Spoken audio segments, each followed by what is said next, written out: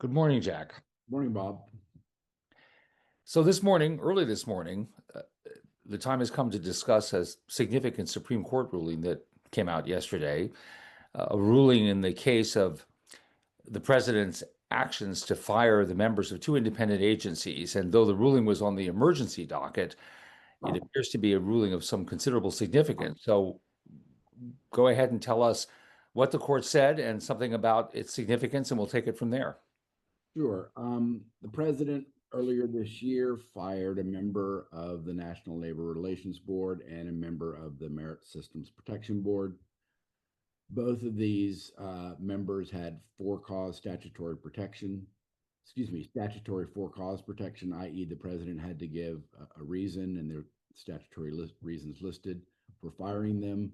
The president fired them without giving reasons, or at least without purporting to satisfy the statutory criteria. And the question is whether that was lawful or not. The district court ruled that it was unlawful. And going back to a precedent called Humphrey's Executor, which is almost 100 years old, which upheld the constitutionality of Congress's ability to place restrictions on the president's power to remove members of multi-member independent agencies. That precedent, Humphrey's Executor, has been significantly watered down in the last 10 years. And so, and the question was in the case is what is the meaning of this old precedent and whether it still survives, and how broad is the president's power to remove members of these independent agencies? As I said, the district court said that the removals were illegal, unlawful under Humphrey's Executor. The case eventually came to the Supreme Court on its emergency docket. The court is basically being asked to stay the district court's injunction, i.e., to hold the district court's injunctions, to stop it, and to let the president carry out these firings as the baseline during the adjudication of the actual merits. And the Supreme Court last night, that's what it did yesterday. It stayed the lower court injunction that was preventing the president from firing these officials. And in the course of doing so, and I'll stop here, the court suggested very strongly that these firings were lawful, basically. So, can you say a little bit more about what the court said about its view of the legality of these firings? So it didn't say very much. The standard for a stay on the Supreme Court's emergency docket, and again, this is just setting the baseline of what the status quo is going to be during the course of the adjudication on the actual merits. But part of the test is likelihood of success on the merits. And while the court did not explicitly address what the likelihood of success on the merits is, it did say, and I'm reading from the opinion, the stay reflects our judgment that the government is likely to show that both the NLRB and the MSPB, the Merit System Protection Board, exercise considerable executive power. And the reason that's relevant is that in recent Supreme Court decisions, the court said basically it suggested that the president would be able to fire principal officers like these officers who exercise significant executive power. So that was a tip-off, a very strong, almost unambiguous tip-off about what the court thought on the merits. And yet it was short of saying exactly where it thought the line was to be drawn, exactly what counts as exercising executive power by independent agencies and the like. So it was a tip off on the merits, but it wasn't a strong tip off on the merits, but it didn't say precisely where these lines are going to be drawn. So, is it fair to say it's a tip off on how it's likely to rule in this case, but that Humphrey's executor, some limits on the president's removal power may still survive? I think that's fair. First of all, let me say that it has happened in recent years when that the court went on its emergency docket, it rules about the likelihood of success on the merits in one direction. And then the case after during normal adjudication and appeal comes back to the court, it changes its mind. So it's conceivable here that that's not what it means, but I don't think that's what it means here. I do think the court, this is an important thing to understand about this case. The court has been thinking about these issues for a very long time. It's been writing opinions. that have been moving in the direction of enhancing the president's power here. I don't anticipate that. So the answer, I do think that the court is tipping off what it thinks is going to happen in these two cases, i.e., on the merits. But what it's not doing, and who knows, we don't even actually know who joined this opinion. We know that there were three named dissenters, but who knows exactly who's going to vote for what in terms of line drawing about the president, about whether Humphreys is entirely overruled, how it's going to be reconstructed, possibly, what exceptions there may be to it. I think that all remains to be seen, but I do think this means that these two firings are likely to ultimately be deemed lawful. Critics of the court's use of the emergency docket may not be very happy with what happened yesterday. Do you think there is criticism to be leveled at the court for going as far as it did to tip off, as you say, to issue the ruling that it did on the emergency docket? This is Justice Kagan's one of her complaints in her dissent, that the court is in fact making a major ruling, either overruling or significantly narrowing Humphrey's executor. I mean, it's a fair criticism in one respect. In another respect, technically, the court has to, in considering a stay, to consider the one of the four elements of a stay consideration is likelihood of success on the merits, and in practice, that has come to be, better or for better or worse, the most important consideration. And the court was ambiguous enough about what it said that one could say that it was simply applying that one could argue that Salah law had so diminished Humphrey's executor that all the court was doing was not changing not changing the law at all, but just applying extant law under the likelihood of success on the merits test to do an ordinary stay. Now, this is an ordinary stay with massive implications for separation of powers and the president's control over the administration, especially administrative agencies. But one could say that it was a proper use of the emergency orders docket, even though it's massively consequential. So one question about the short term and then go back to the longer term consequences. What's the practical significance of this decision in the short term? Taking up, for example, the Merit Protection Systems Board, uh, Merit Systems Protection Board, and the immediate effect that the ruling will have. So the Merit System Protection Board, I'm not the world's greatest expert on this, but the Merit System Protection Board is an adjudicatory age. It has mainly adjudicatory powers, even though they're deemed to be executive powers. Or at least that's what the government argued, and I think that's the view that will prevail, and that's basically what the court said here. It is hugely important because all of these firings that are not all of them, many of the firings that the president has been engaging in, under various theories, are supposed to be adjudicated for legality by the Merit System Protection Board.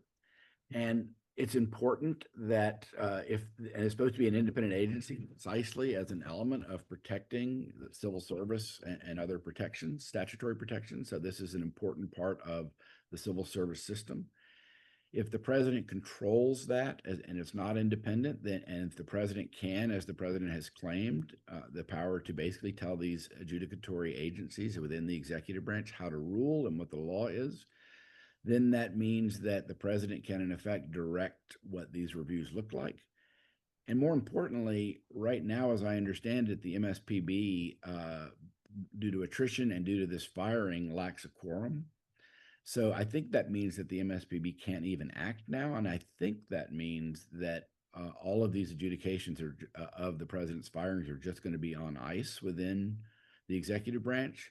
So in that respect, as a practical matter, and I believe that also means that they can't go for review in federal court, I believe in the federal circuit, until they're adjudicated by the MSPB. And if that's true, that means that the president is really empowered here to effectuate his firings, because it means, absent some circumventing constitutional due process argument, which I'm sure will be brought, it means that the president's able to control to be able to effectuate his firings more effectively.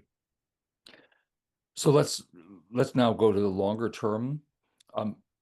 Congress set up these agencies in a particular way, on a particular understanding of how they would operate.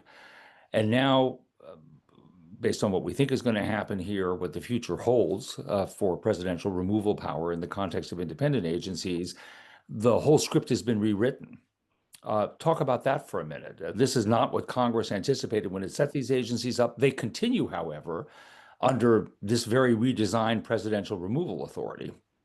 Yeah. So let me just scope out in a couple of ways. I mean, let's assume that, which is what's clearly going to happen, that the president is going to have significantly broader discretion to fire members of independent agencies. Now, independent agencies come in many flavors. Congress and what we're talking about now are the ones that are most independent in the sense that they have statutory for-cause protection. There are other forms of independent agencies that don't have statutory for-cause protection but have limited terms, bipartisan structures, and the like. All of these forms of independent agencies are moving in the direction of presidential control through firing, uh, as this case portends, and through presidential direction, which the president can either tell the agency what to do directly or can effectuate his will by firing the agency members if they don't carry it out. The broader point is that Congress designed a whole array of agencies within the executive branch on the assumption that they would have some forms of independence from the president.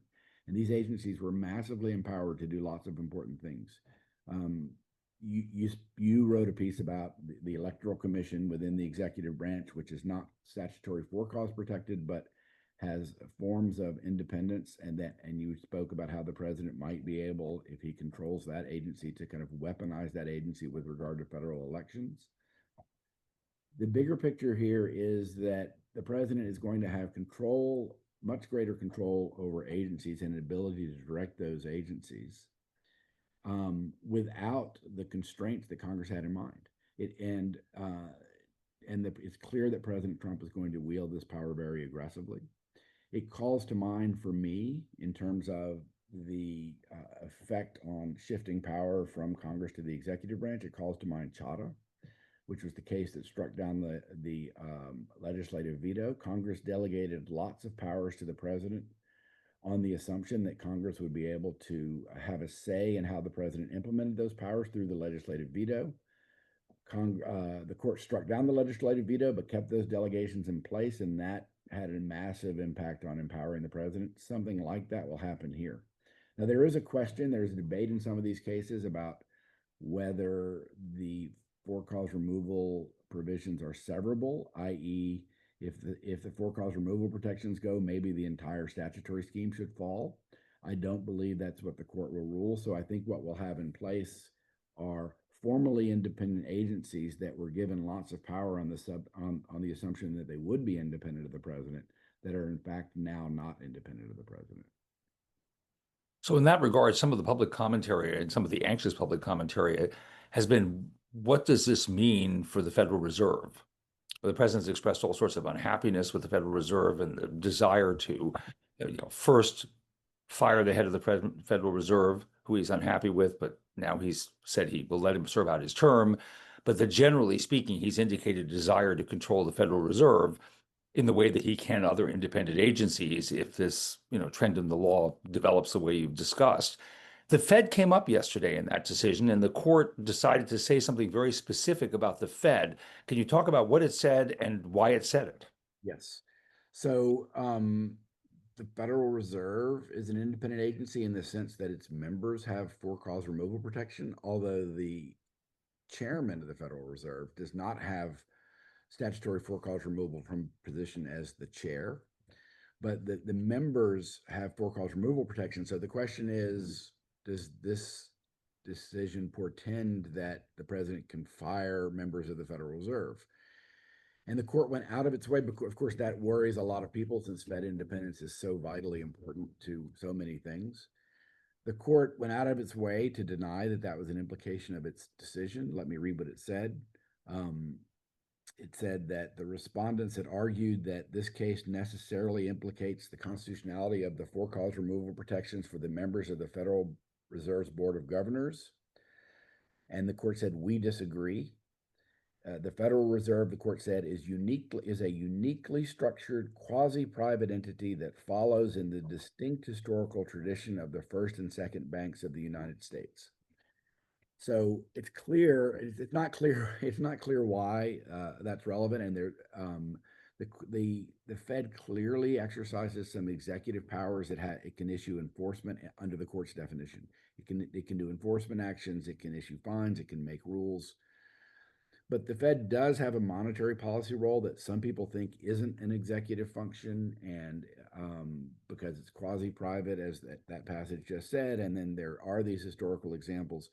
It's not clear that this is a legally sound distinction, and this may have been one of the reasons that the court really hedged on what it was saying about this case that we discussed earlier.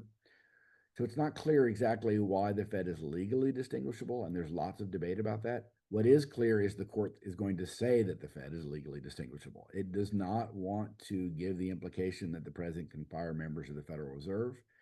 And it's going to be left to another day for the court to explain when and if it explains the merits of these cases, why the Fed is different. And is it fair to say that the court might have been well aware that any ambiguity on that point could have thrown the markets into complete turmoil? It's clearly worried about that. And so that's why it went out of its way to make this statement. Let me now ask you a question again about Congress. Uh, Congress is having a rough run nowadays. The president is effectively restructuring agencies, emptying them out, freezing their ability to function in various ways. We've talked about that here. We've talked about that, written about that on the Substack. Now we have the development that you just described. Does there come a point where Congress recognizes that the aggrandizement of the president at this pace and this way puts the Congress's role even more in doubt, even more under pressure at a time when people are looking for Congress to be, or at least some are, to be more assertive within the system of government that we have? I don't, that's not the way I would characterize it, because um, it depends. I think ultimately there are many members. So we've talked about how um, the Pildes and Levinson idea that Congress has become more concerned with party loyalty than institutional loyalty. And you're right that this is a massive loss for congressional power. Um, but it's not clear that Congress is, as an institution, is going to care much, because the Republicans control Congress. Many of them, and the Republicans have not shown any interest in checking the president's policies on this. In fact, the Senate has been confirming that the Republican-controlled Senate has been confirming officials to these executive branch agencies who are devoted to, in some senses, narrowing congressional power. So I don't think Congress is on the verge of waking up and saying, "Oh my gosh, our powers are diminishing." I mean, Congress has been allowing its powers to diminish for a very long time as an institution. And right now, the Republicans are in charge, and I believe that they're on board for many of the president's policy initiatives. And even if they're not on board for those initiatives, they don't have the gumption to stand up to the president now. So I think Congress standing up for its constitutional prerogatives is a long way off. So let me just ask two concluding questions about Congress. One is, it is true that the trend has been running in the president's favor and very much against Congress, and it hasn't effectively stood up for itself. But I suppose you would agree it's faced just in a very short period of time with an extraordinary acceleration in this trend under this current government. So that certainly would be one thing we would look to say, well, maybe Congress actually, if not wake up, will open one eye and recognize what's taking place around it. Does that seem fair? I mean, this is really an extraordinary acceleration of the trend, radical, really, in effect and in intent. Yes, I agree. I mean, look, Congress has given away a ton of power to the president. Congress has shown a lack of interest in checking the president as a general matter. Yes, opening up an eye and being aware of what the consequences of both the congressional delegations are and the current judicial trends, combined with this president's extraordinary assertions of executive power vis-a-vis both Congress and the courts. But it hasn't really, it didn't even stand up to the president on his tariff policy, for which it was clear there was a majority in Congress, including Republicans, many Republicans, abhorred the president's tariff policy, his broad reading of his authority to issue those tariffs. And it couldn't muster the ability even to come up with majorities to change the law on that. When the president, that was a clear example of the president exercising executive power pursuant to delegations broadly construed by the president. And nothing happened there yet. So, yes, I'm sure Congress is increasingly aware of the position it's being put in, but I don't see yet. I mean, if you think otherwise, you should say so. I mean, I don't see yet much movement towards Congress doing anything about it. I suppose one last thought on this, and I have no idea how this is going to develop. The question now squarely on the table is whether the American public will embrace this form of presidential government, if you will. And if it doesn't, if there's something about it that rubs the public the wrong way, or in practical effect, they associate this kind of government with unhappy consequences that they directly experience, like economic or other consequences. For example, the public queasiness if and deep anxiety about the tariffs. That until the public responds to this style of government and what it means, Congress is not likely to open the other eye up. Does that seem fair? Hmm. Completely fair. And I'll just say a couple of things about that. I mean, one can imagine pocketbook issues when they hit at home having an impact on the American people's reaction to how the presidency is being governed. But sad to say for us lawyers who focus on the administration, but I don't think that Americans are paying close attention to the Merit System Protection Board and its role in governance. And I don't think it's going to be easy. In fact, I'm confident it won't be easy to make that a politically salient issue. Yes, in the broader scheme of things, if when the American public starts feeling the impact of these policies, then maybe Congress will start paying more attention. We're starting to see that a little bit. Again, the tariff issue, Congress did stand up more, at least somewhat, to the president, even though it wasn't able to actually pass a law. But a lot of these in the weeds administrative agency rulings, which really empower the president to do a lot of things, uh, um, I just don't see the American people really caring about that. Well, the story remains still to be written. There's a lot still to happen, but I suppose we can leave it there and return to it on another occasion in writing or on one of these chats. Thanks, Bob. Thank you.